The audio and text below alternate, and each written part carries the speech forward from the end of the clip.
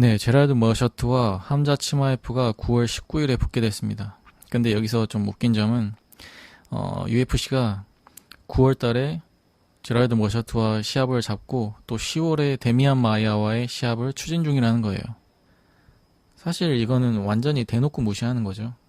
제라드 머셔트 입장에서는 정말 기분 나쁠 만합니다. 그래서 이 제라드 머셔트가 이 상황을 어떻게 생각하는지 헤러니아에 인터뷰한 걸 가져왔거든요. 한번 보시죠.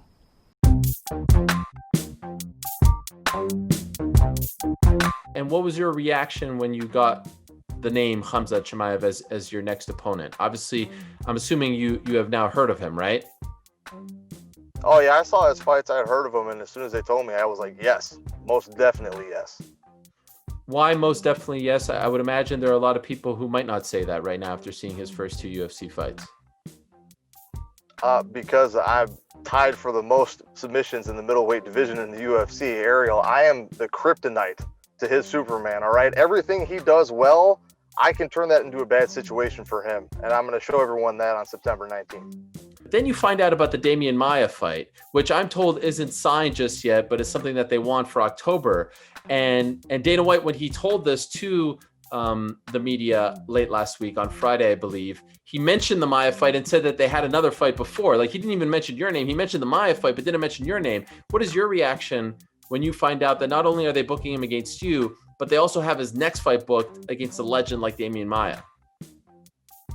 Look, Ariel, plain and simple, it's disrespect, right? He's got to get through me. Like I said, I have tied for the record most submissions in the middleweight division. I'm a dangerous fighter. I'm a game fighter. And look, I get it. He's undefeated. He's young. He fights just like Khabib, who's on a hot streak right now, got a lot of big following. And I'm pretty sure he took the two closest fights back to back, probably in UFC history.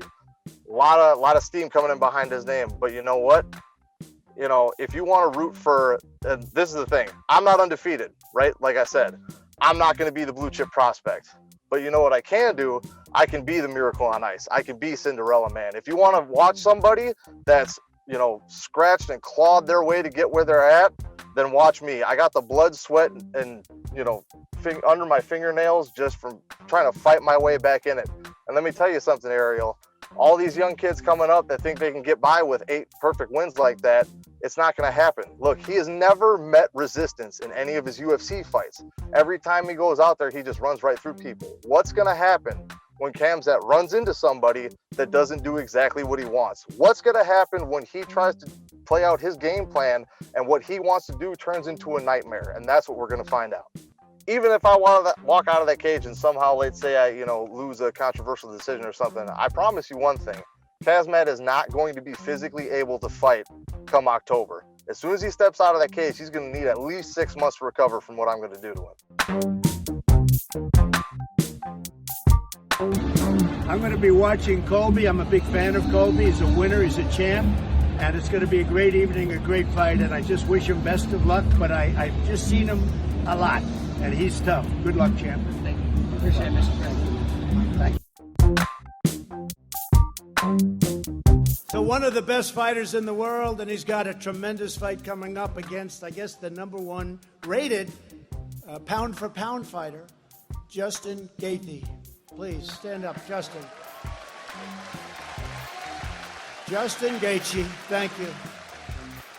And you feel good about that fight? He said he's going to knock him out. Well, we're going to be watching. It's right before the election, but I think I'm going to be watching, okay? I'll be watching. You better believe it. That's going to be an incredible fight. Good luck. Good luck, Justin. Great fighter.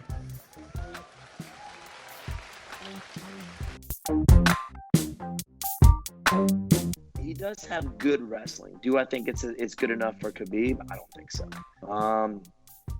His striking, I think if he can keep the fight standing up, he definitely has a chance.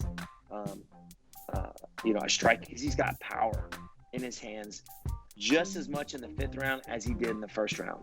So I think he's got a puncher's chance. But I think if Khabib, which I know Khabib can get him down on the ground, and for the 1st or 2nd round, even the 1st round, if he just lays on the guy and grinds him down, that will slow, Gaethje striking down tremendously. So I think Khabib's going to go out there and does what he does to everybody else. But I will watch the fight just in case. You never know what's gonna happen. This is why this game is so exciting. I love this game because you never know, right? Everybody knew Luke Rockhold was gonna beat Michael Bisping, right? I knew Yeah. it. I just knew it. And then you saw what happened. Oh, when I fought Anthony Pettis, I was beating the crap out of Anthony Pettis. I got knocked out. Like everybody went. Actually, I don't think anybody in the stands went nuts because I'm pretty sure everybody in my hometown was at that fight. It was terrible. I'm like, oh, no. why did I have to get knocked out in front of everybody? But anyway, I think Khabib's gonna just outwork him. I think he's gonna outwork him.